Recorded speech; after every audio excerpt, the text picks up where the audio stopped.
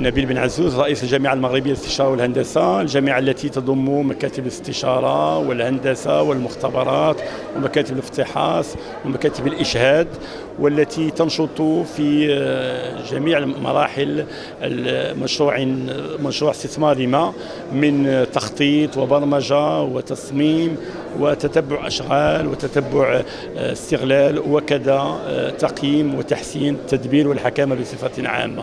نتواجد اليوم في هذا اللقاء الإعلامي حول المشاريع المزمع تنفيذها في الأيام والشهور والسنوات المقبلة، ولا سيما وأن المغرب مقبل على استحقاقات هامة، من بينها تنظيم كأس العالم، كأس إفريقيا وكأس العالم.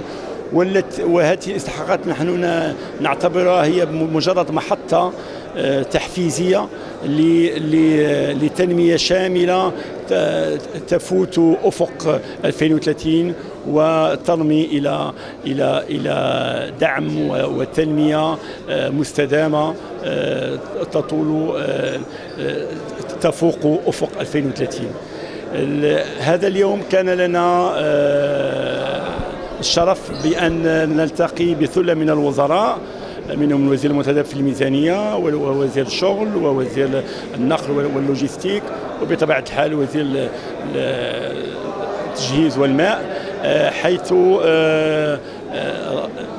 لاحظنا ولمسنا التقائية الرؤى الحكومية في هذا الميدان حتى ينجح المغرب في هذه الاستحقاقات وهذا التحدي الكبير الذي رسمه صاحب الجلالة نصره الله، حتى يضع المغرب في مصاف الدول الرائدة، لا في حسب بالنسبة للمشاريع، ولكن بالنسبة للتنظيمات الدولية الهامة.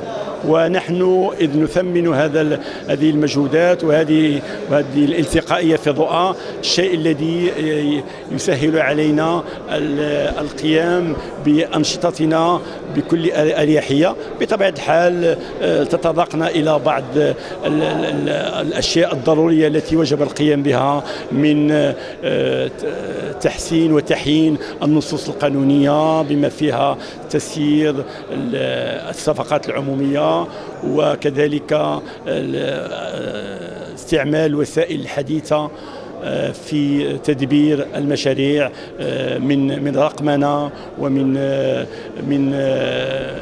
من أدوات تجعلنا نحترم الخماسية الذهبية المتمثلة في الجودة والتكلفة والآجال والسلامة والبيئة. وشكرا.